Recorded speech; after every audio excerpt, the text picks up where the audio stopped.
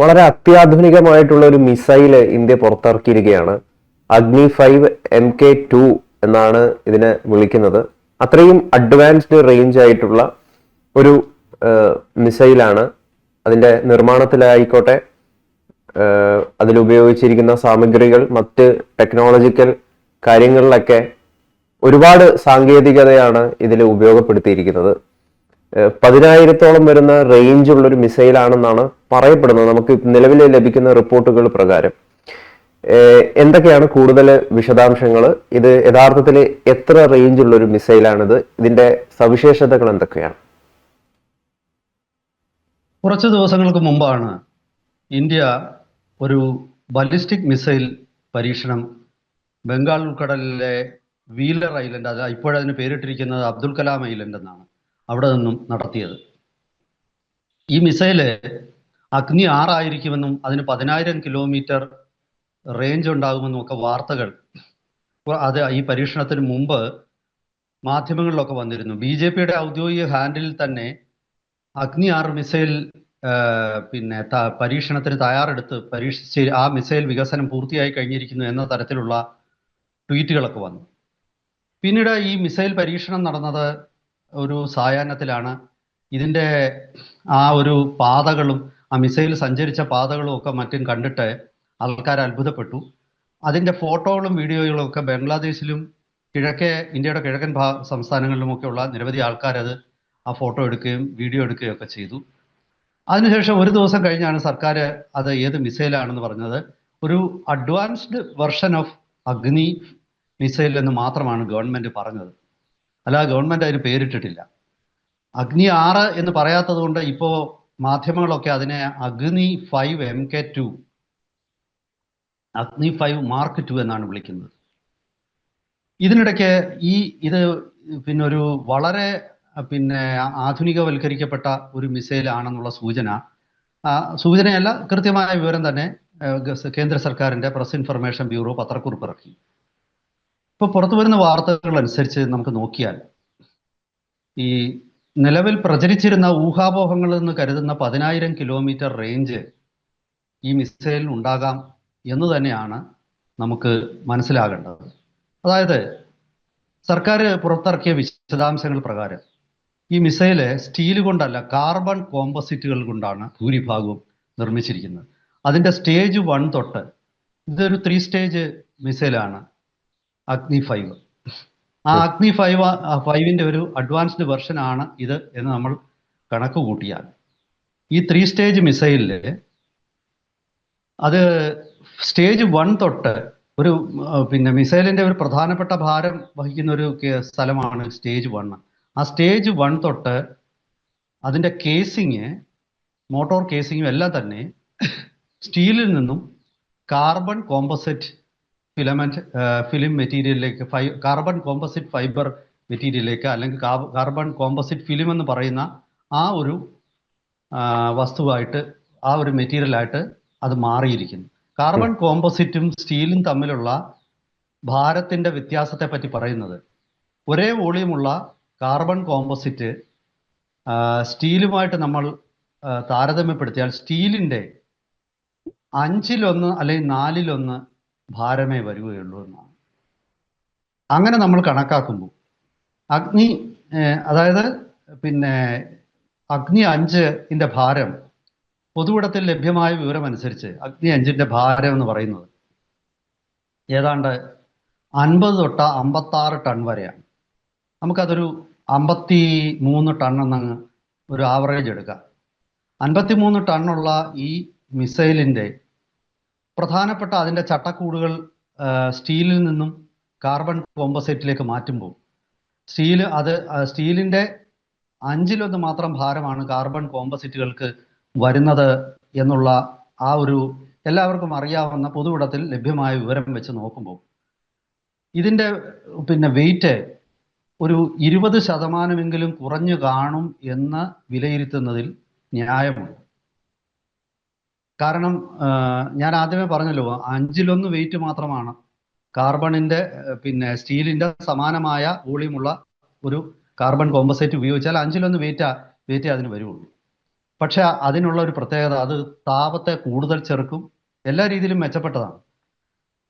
അതുപോലെ തന്നെ അത്തരം പിന്നെ കാർബൺ കോമ്പസിറ്റുകൾ കൊണ്ട് നിർമ്മിക്കപ്പെടുന്ന വാഹനങ്ങൾ കൂടുതൽ മാനുവറബിൾ ആണ്, കൂടുതൽ രീതിയിൽ അത് പിന്നെ അന്തരീക്ഷത്തിലൂടെ തിരിക്കുകയും വളയ്ക്കുകയും ഒക്കെ ചെയ്യാം.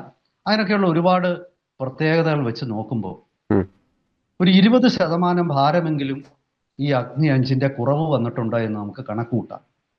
അങ്ങനെ 20%, അത് ഞാൻ ഏതൊരു കുറവ്, ഏറ്റവും കുറവാണ് ഞാൻ പറഞ്ഞത്. ഈ 20% കുറഞ്ഞാൽ അതിന്റെ റേഞ്ച് 2000 കിലോമീറ്റർ കൂടും. പേലോഡ് സെയിം ആണെങ്കിൽ 2000 കിലോമീറ്റർ വർദ്ധിക്കാൻ സാധ്യതയുണ്ട്. അതായത് നിലവിലുള്ള അഗ്നി 5ന്റെ ആദ്യ അഗ്നി 5 നിർമ്മിക്കുന്നത് 5500 കിലോമീറ്റർ റേഞ്ചിലായിരുന്നു. പിന്നീട് അത് 7000 തൊട്ട് 8000, 8500 കിലോമീറ്റർ വരെയായി. അപ്പോൾ ഒരു 8000 കിലോമീറ്റർ ആണ് എന്ന് നമുക്ക് കണക്ക് കൂട്ടിയാൽ 2000 കിലോമീറ്ററോടെ വർദ്ധിച്ചു. അതായത് 10000 കിലോമീറ്റർ ആയി അതിന്റെ റേഞ്ച് ഈ കാർബൺ കോമ്പോസിറ്റുകൾ ഉപയോഗിച്ചിട്ട്. ഇനി അത് മാത്രമല്ല ഈ പുതിയ മിസൈലിന്റെ സവിശേഷത, അതില് ഈ MIRV ആദ്യം തന്നെ ഘടിപ്പിച്ച ഒരു മിസൈലാണ് ഈ പറയുന്ന അഗ്നി അഡ്വാൻസ്ഡ് വെർഷൻ എന്ന് പറയുന്നത്. അപ്പോൾ ഇതിന്റെ പിന്നെ ഇതിൽ അത്യന്താധുനികമായ ഒരു പോസ്റ്റ് ബൂസ്റ്റ് വെഹിക്കിൾ, അതിന് മിസൈൽ ടെക്നോളജിയും ശാസ്ത്രജ്ഞന്മാരും ഒക്കെ ഈ പോസ്റ്റ് ബൂസ്റ്റ് വെഹിക്കിളിനെ പറ്റി പറയുന്നത് അതിന് ബസ് എന്നാണ്. ഈ പോസ്റ്റ് ബൂസ്റ്റ് വെഹിക്കിളാണ് ഒരു MIRV ഘടിപ്പിച്ച മിസൈലിന്റെ ഒരു പ്രധാനപ്പെട്ട ഘടകം. അതായത് ആ പോസ്റ്റ് ബൂസ്റ്റ് വെഹിക്കിള് ഈ മിസൈലിൽ നിന്നും വേർപെട്ട് കഴിഞ്ഞാൽ, അതായത് ഈ പരമ്പരാഗത മിസൈലിന് 3 ഘട്ടങ്ങളാണുള്ളത് അഗ്നി മിസൈലിന്, അഗ്നി 5-ന്. അപ്പൊ അതിന്റെ അവസാന ഭാഗമായിരിക്കും ഈ പോസ്റ്റ് ബൂസ്റ്റ് വെഹിക്കിള്. ഈ പോസ്റ്റ് ബൂസ്റ്റ് വെഹിക്കിള് മിസൈലിന്റെ മറ്റു ഭാഗങ്ങളിലെ ബൂസ്റ്ററുകൾ കത്തിക്കഴിയുമ്പോൾ അത് സ്വതന്ത്രമാകും. അത് സ്വതന്ത്രമായി അതിൽ ഘടിപ്പിച്ചിരിക്കുന്ന പോർമുനകളാണ് ഈ MIRV അഥവാ multiple independently targetable re entry vehicle എന്ന് പറയുന്നത്. അത് ഓരോന്നും 150-200 കിലോമീറ്റർ ദൂരം സഞ്ചരിക്കാൻ ശേഷിയുള്ള ബോംബുകളാണ്. അങ്ങനെയുള്ള അവ പോർമുനകൾ വേർപെട്ട് കഴിഞ്ഞാൽ അതിന് അവ കൃത്യമായിട്ടും ഒരു സ്ഥലത്ത് എത്തിക്കണമെങ്കിൽ പിന്നെ പോസ്റ്റ് ബൂസ്റ്റ് വെഹിക്കിളിന് ചില പ്രത്യേകതകൾ ഉണ്ടാകും. പോസ്റ്റ് ബൂസ്റ്റ് വെഹിക്കിളിനെ അത് നാവിഗബിളും ഗൈഡഡ് സിസ്റ്റവുമായിരിക്കണം. അതായത് ക്രൂയിസ് മിസൈലുകളെ പോലെ തന്നെ അതിനെ നിയന്ത്രിക്കാൻ പറ്റണം. അത് വളഞ്ഞും പുളഞ്ഞും ഒക്കെ പോസ്റ്റ് ബൂസ്റ്റ് വെഹിക്കിൾ പോകും. അത് വളരെ കൃത്യമായി പൊസിഷൻ ചെയ്യും. അതുപോലെ ഈ വാർഹെഡുകൾ അത് ഓരോ ഓർബിറ്റുകളിലാണ്, പ്രത്യേകം ഇടങ്ങളിലാണ് അത് റിലീസ് ചെയ്യുന്നത്. അപ്പോൾ ഈ പോസ്റ്റ് ബൂസ്റ്റ് വെഹിക്കിൾ നിർമ്മിക്കുക എന്നുള്ളത് അതീവ സങ്കീർണമായ ഒരു ടെക്നോളജിയാണ്. ആ പോസ്റ്റ് ബൂസ്റ്റ് വെഹിക്കിളിന് കൃത്യമായ ഗൈഡൻസ്, ആൽഗരിതം ഇതൊക്കെ ഉണ്ടായിരിക്കണം. ഇതെല്ലാം ഈ നമ്മുടെ ഇപ്പോഴത്തെ അഡ്വാൻസ്ഡ് അഗ്നി 5-ന് ഉണ്ട്. അത് പോസ്റ്റ് ബൂസ്റ്റ് വെഹിക്കിൾ കൃത്യമായിട്ട് അത് ഒരു പൊസിഷനിൽ ഓറിയന്റ് ചെയ്യണം സ്വയം. അതായത് ഇത്ര ആൾട്ടിറ്റ്യൂഡില്, ഇത്ര ചരിവില്, അങ്ങനെയൊക്കെ കൃത്യമായിരിക്കണം. അതുപോലെ ഈ പിന്നെ ഓരോ വാർഹെഡും റിലീസ് ചെയ്യുന്നത് അത് പ്രത്യേകം ട്രാജക്ടറികളിലായിരിക്കണം, പാതകളിലായിരിക്കണം. കാരണം എല്ലാം കൂടെ ഒരേ പാതയിൽ വിക്ഷേപിക്കാൻ പാടില്ല. അങ്ങനെ 8 എണ്ണം ഉണ്ടെങ്കിൽ 8 വാർഹെഡുകൾ MIRV 8 target re entry vehicles ഉണ്ടെങ്കിൽ ആ 8 എണ്ണവും പ്രത്യേകം ട്രാജക്ടറിയിലാണ് അത് റിലീസ് ചെയ്യേണ്ടത്. അപ്പോൾ ഇതൊക്കെ അച്ചീവ് ചെയ്യുന്ന അത്ര എളുപ്പമല്ല. മാത്രവുമല്ല ഇതിന്റെ ഫ്ലൈറ്റ് കൺട്രോൾ സിസ്റ്റം വളരെ വ്യത്യസ്തമാണ് സാധാരണഗതിയിലുള്ളതിന് ഉള്ള പഴയ അഗ്നി 5-നേക്കാൾ. അഗ്നി 5 എന്ന് പറയുന്നത് ഒരു ക്രൂഡ് സാധനമായിട്ടാണ് ഇപ്പം ഈ മിസൈലൊക്കെ വരുമ്പോൾ നമുക്ക് തോന്നുന്നത്. ഒരു സമയത്ത് ഇന്ത്യയുടെ ഏറ്റവും ആധുനികമായ മിസൈലായിരുന്ന അഗ്നി 5 അതിന്റെ ഈ അഡ്വാൻസ്ഡ് വെർഷന് മുന്നിൽ അത് വളരെ നിസ്സാരപ്പെട്ട ഒരു കാര്യമായിട്ട് നമുക്ക്, വെറും പ്രാഥമികമായ കാര്യങ്ങൾ മാത്രമുള്ള, ടെക്നോളജി മാത്രമുള്ള ഒരു മിസൈലായിട്ട് നമുക്ക് തോന്നാം. ഈ ഒരു വ്യത്യാസങ്ങൾ, അതുപോലെ ഇലക്ട്രോ മാഗ്നറ്റിക്കൽ ആക്ടിവേറ്റ്സ് ആണ് ഇതിനകത്തിലുള്ളത്. ഹൈഡ്രോളിക് സിസ്റ്റംസ് മുഴുവൻ റീപ്ലേസ് ചെയ്തിരിക്കുകയാണ് മിസൈലിനുള്ളിലെ. അതായത് മിസൈൽ അടി മുതൽ മുടി വരെ മാറിക്കഴിഞ്ഞു. ഈ മിസൈലിന്റെ റേഞ്ച് 7000 കിലോമീറ്റർ ഒന്നുമല്ല. അത് പിന്നെ ഈ മിസൈല് സാധാരണഗതിയിൽ അഗ്നി 5-ന് വഹിക്കാവുന്ന പോർമുന എന്ന് പറയുന്നത് 1.5 ton 1.5 to 1.6 ton nuclear weapons ആണ്. സാധാരണ കൺവെൻഷനൽ വെപ്പൺ ആണെങ്കിൽ ഒരു 2 ടൺ വരെയുള്ള ഭാരമുള്ളത് വഹിക്കാൻ പറ്റും. അപ്പോൾ ഇപ്പോഴത്തെ ഈ ഭാരം കുറഞ്ഞ അഗ്നി അഡ്വാൻസ്ഡ് വെർഷൻ നമ്മളിപ്പോൾ തൽക്കാലം പറയുന്നത് അഗ്നി 5 MK2 എന്ന് പറയുന്ന ഈ മിസൈലിന് നിശ്ചയമായിട്ടും അതിൽ എത്രയോ അധികം ഭാരം വഹിക്കാൻ പറ്റും.